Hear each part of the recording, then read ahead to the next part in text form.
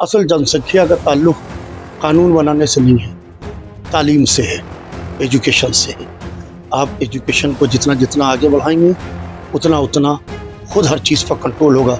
वरना हमने जब से होश संभाला है बच्चों के ऊपर ये लिखे हुए देखा कि हम दो हमारे दो, बस दो बच्चे घर में होते हैं घर में अच्छे, इस तरीके के नारे खाली दीवारों पर दिखाई देते हैं। हकीकत कुछ और है, नारे कुछ और हैं। अगर कुछ लोग पार्टी को बदनाम करने के लिए, सरकार को बदनाम करने के लिए इस तरीके की हरकतें कर रहे हैं, भगवा गमछे डाल के और मॉब लिंचिंग कर रहे हैं और जिस तरीके से निशाना बना रहे हैं, ख़ासतौर से उम्मत मुस्लिमा को निशाना बनाया जा रहा है, उनको मुल्क के अंदर शक की निगाह से देखा जा रहा है। क्योंकि इस मुल्क की आज़ादी में जितना हिंदुओं का योगदान है उतना ही मुसलमानों का योगदान है, जितना ही हमारे मदारिस अरबिया का योगदान है उतना दूसरे तालीमी इदारों का योगदान है।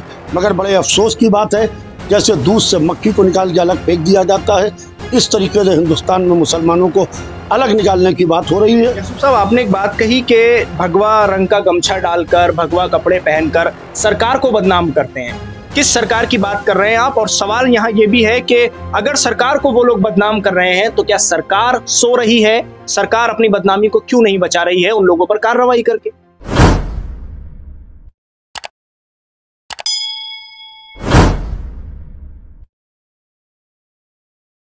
लगातार देश में मॉब लिंचिंग के वाकयात बढ़ते जा रहे हैं।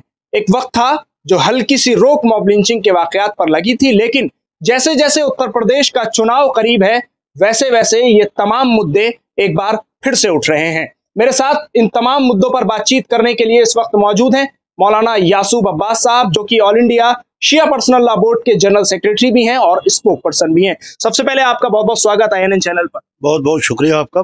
सबसे पहला सवाल आपसे करना चाहता हूं यासूब साहब, जिस तरह से उत्तर प्रदेश का चुनाव करीब है, 6 महीने चुनाव में रह गए हैं, उससे पहले ये तमाम मुद्दे, एक खास कम्युनिटी को टारगेट करना, मॉब लिंचिंग के वाकयात और जो मॉब लिंचिंग कर रहे हैं उन पर कार्रवाई ना होना, ये किस तरफ एक इशारा? देखिए, पूरी तरीके से मुझे लगता है कि इसमें मुसलमानों को टारगेट किया जा रहा है और जानबूझ कर टारगेट किया जा रहा है। और मोदी जी ने एक नारा दिया था, सबका साथ, सबका विकास, सबका विश्वास। तो सबको विश्वास में लेने की बात थी। मगर कुछ लोग पार्टी को बदनाम करने के लिए, सरकार को बदनाम करने के लिए इस तरीके की हरकतें कर रहे हैं, भगवा गमछे डाल के और मॉब लिंचिंग कर रहे हैं और जिस तरीके से निशाना बना रहे हैं, ख़ासतौर से उम्मत मुस्लिमा को निशाना बनाया जा रहा है, उनको मुल्क के अंदर शक की निगाह से देखा जा रहा है। क्योंकि इस मुल्क की आज़ादी में जितना हिंदुओं का योगदान है उतना ही मुसलमानों का योगदान है, जितना ही हमारे मदारिस अरबिया का योगदान है उतना दूसरे तालीमी इदारों का योगदान है। मगर बड़े अफसोस की बात है, जैसे दूध से मक्खी को निकाल के अलग फेंक दिया जाता है, इस तरीके से हिंदुस्तान में मुसलमानों को अलग निकालने की बात हो रही है। और जो सरकारी इदारे हैं मुसलमानों के नाम के ऊपर, फ़कत वो इदारे होकर रह गए हैं और कोई काम हमें होता हुआ दिखाई नहीं दे रहा है। यासूब साहब, आपने एक बात कही कि भगवा रंग का गमछा डालकर, भगवा कपड़े पहनकर सरकार को बदनाम करते हैं। किस सरकार की बात कर रहे हैं आप? और सवाल यहाँ ये भी है कि अगर सरकार को वो लोग बदनाम कर रहे हैं तो क्या सरकार सो रही है? सरकार अपनी बदनामी को क्यों नहीं बचा रही है उन लोगों पर कार्रवाई करके? सरकार को बिल्कुल, देखिए, भाजपा की सरकार है, मैं खुल के कह रहा हूँ, और भगवा गमछे जो है वो अपने शेल्टर के लिए भगवा गमछे डाल के और पूरी तरीके से टारगेट कर रहे हैं एक फिरके को। लिहाजा इस वक्त मैं बार बार ये बात कर रहा हूँ, हिंदुस्तान में हिंदू और मुसलमान दोनों आंखें हैं और मोदी जी सबके विश्वास की बात कर रहे हैं।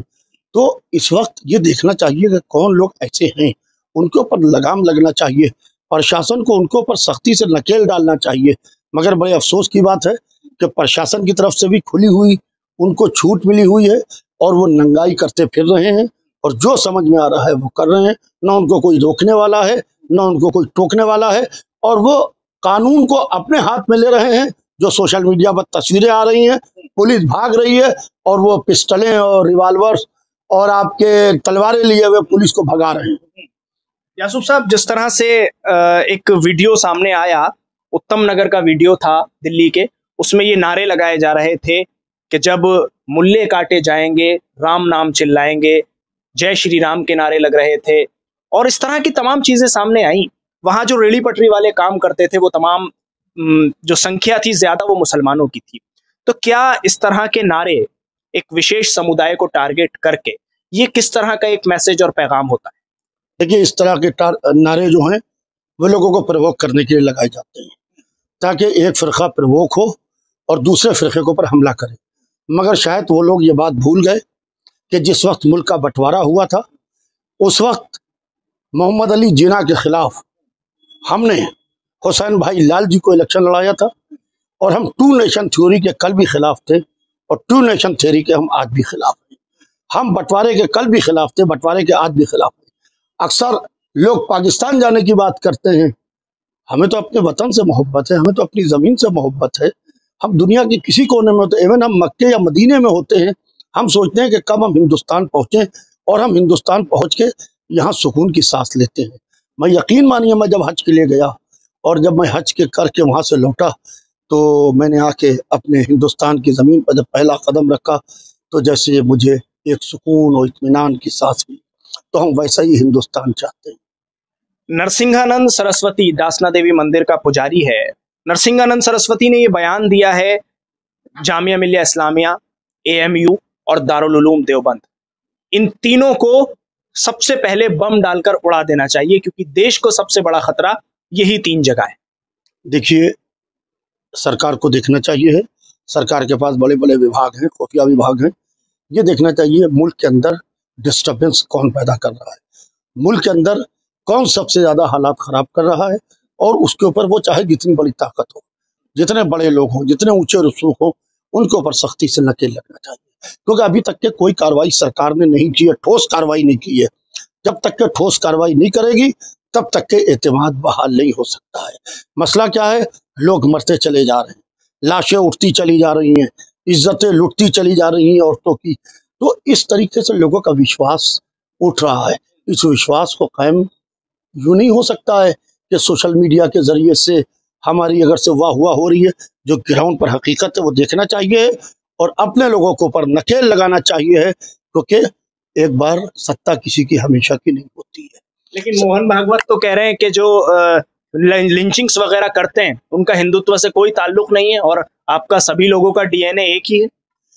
देखिए, मोहन भागवत जी का क्या बयान आया, क्या बयान नहीं आया है, क्योंकि इस वक्त इलेक्शन करीब है। इस तरीके के बयान इलेक्शन से पहले जाहिर बातें हमेशा आते हैं, और मुसलमानों को लुभाने के लिए, मुसलमानों को रुझाने के लिए, जैसे कुड़क्की लगाई जाती है, उसके नीचे दाना डाला जाता है चिड़िया को पकड़ने के लिए, जानवर को पकड़ने के लिए, और जब वो उसके नीचे चली जाती है तो डोर को खींच लिया जाता है। मेरे ख्याल से ये बयान सिर्फ इसी तरीके का है कि जिस वक्त हमारा परसेंटेज ऑफ वोट बढ़ जाए और कुड़क्की जो है लग जाए, उसके नीचे मुसलमान बंद हो जाए। यासूफ साहब, जनसंख्या को लेकर जिस तरह से एक पूरा माहौल क्रिएट किया जा रहा है, और ये दिखाया जा रहा है कुछ नेशनल मीडिया चैनल्स की तरफ से कि सिर्फ और सिर्फ मुसलमान ही जिम्मेदार है जनसंख्या बढ़ाने के लिए, ये बात बिल्कुल गलत है। आप मेरे साथ चलिए, मैं आपको मुसलमानों के वो घर दिखाऊंगा जहाँ एक बच्चा, दो बच्चे, तीन बच्चे, इससे ज़्यादा नहीं है। और मैं वो हिंदू घर भी दिखाऊंगा जहाँ 5 बच्चे, 7 बच्चे, 8 बच्चे हैं।